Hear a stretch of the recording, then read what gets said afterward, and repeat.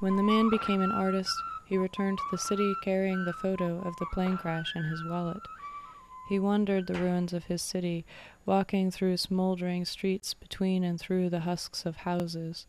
What walls stood still were hot to touch, and the stones trembled as though in shock, gasping heat from the rain of a previous fire.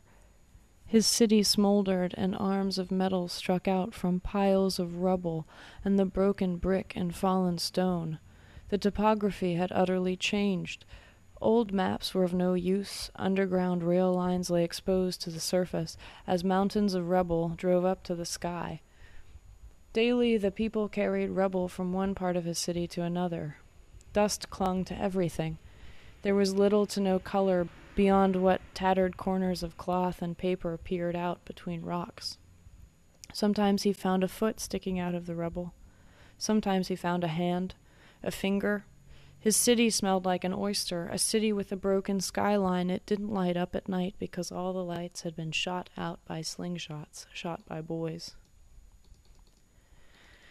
In his city he went to many dinner parties. Invitations were sent on dog-eared newspapers filled with stale news about a war that had already happened, and since there were no pens, people rubbed messages with their fingers, smearing the newsprint. Directions were complicated. There were no numbers and there were no signs. Directions were spelled by daily shifting landmarks of rubble and dust and carcasses. The man went to the parties. He shook hands with his hosts, and his hosts wore tattered clothes, and his hosts had frostbitten hands and wild eyes, and everyone was famished, donning old signs of decadence now tarnished and decomposed. He ate at crooked tables in rooms with missing walls. They ate like dolls in a dollhouse in a ruined city. They ate leather for supper, potatoes if they were lucky, and the artists told about the nomads. Under a wet and dewy candlelight he beat the table as though it were a drum, and he talked about his wandering soul, and he wove stories in and out of dinner such that his hosts believed they were eating bacon and pork cutlets and white asparagus. The artist made them happy. And the artist told how he was almost a nomad, and where steak tartare came from, and about the healing properties of fat and the smelllessness of a desert. The man fashioned a camera from the tallow of a candle and felt from a pussycat's tail. He showed his hosts his camera, and he told about the transcendental properties of fat and felt, and how these materials could heal any wounds. "Look at my face," he said. "I have no scars, even though I was badly burned." "Would you put some fat in a corner of this house?" asked his host. "Do you think it would fix the missing wall?" "I do indeed," said the artist.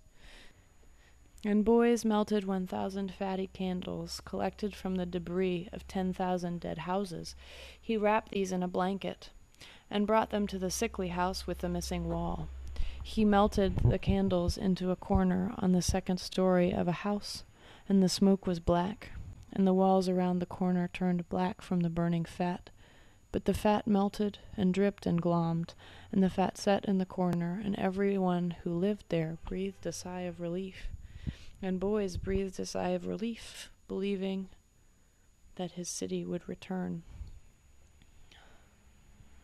At the end of his project, he looked out at his dark city, for it was night, and he imagined new globes of electric light resuming their clandestine service in the city, and he imagined the people warming their hands by the light of respective fires, and he imagined what it might take to be a citizen again.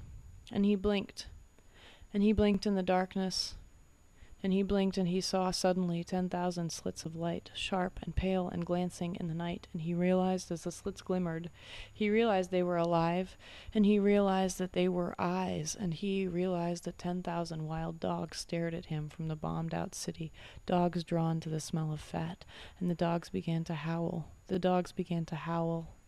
The dogs howled throughout the dead city. Nights he slept, he dreamt of an American woman in a bathtub, an artist who came to take pictures of white Angora rabbits.